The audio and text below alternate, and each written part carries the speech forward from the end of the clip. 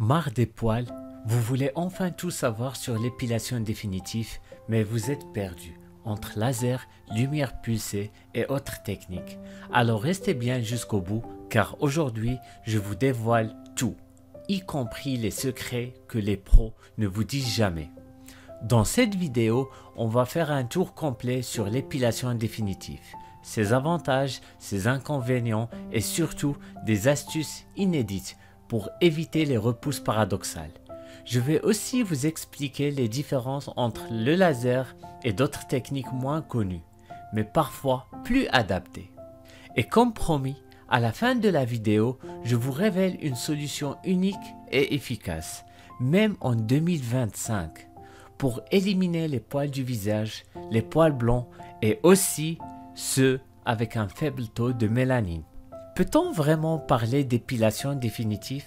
Attention, le terme épilation définitive est souvent mal compris. Il faut savoir qu'il reste toujours quelques poils qui repoussent avec le temps. Contrairement à ce que certaines publicités laissent entendre, 6 ou 8 séances ne suffit pas toujours.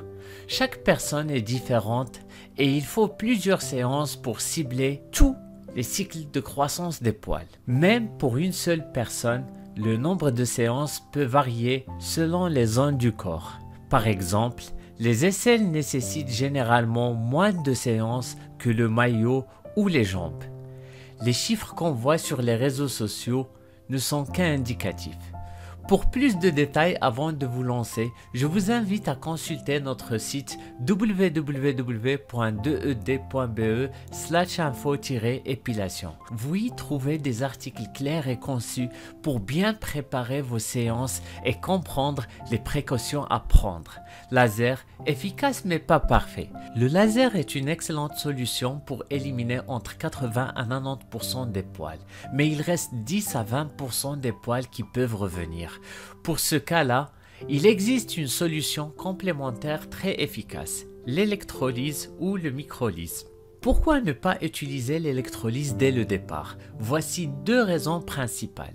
Le laser est plus rapide et confortable pour traiter des grandes surfaces comme les jambes, le dos ou encore le ventre, les bras et la zone intime. L'électrolyse est plus douloureuse, mais reste idéale pour les poils résistants, comme les poils blancs ou les poils à faible taux de mélanine. Le phénomène de repousse paradoxale.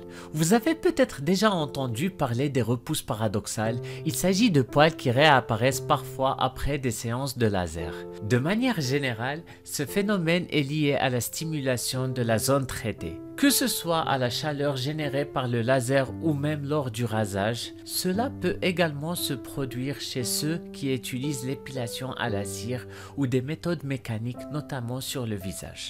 Pas de panique. Ces poils peuvent être efficacement traités grâce à l'électrolyse. Voici une astuce importante.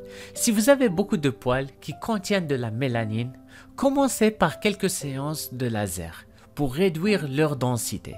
Ensuite, passez à l'électrolyse pour cibler les poils restants. Cela optimisera vos résultats et limitera les coûts. Il faut savoir que l'électrolyse nécessite plus de temps pour réaliser le soin, car il agit sur chaque poil individuellement, ce qui le rend plus coûteuse que le laser. Que vous choisissez le laser, l'électrolyse ou même l'épilation à la cire, l'essentiel est de vous trouver la solution qui correspond à vos besoins.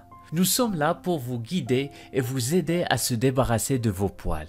Contactez-nous au 0499 93 93 77 et on discutera ensemble de la meilleure option pour vous. Merci d'avoir suivi jusqu'ici. Abonnez-vous pour d'autres astuces et à très bientôt.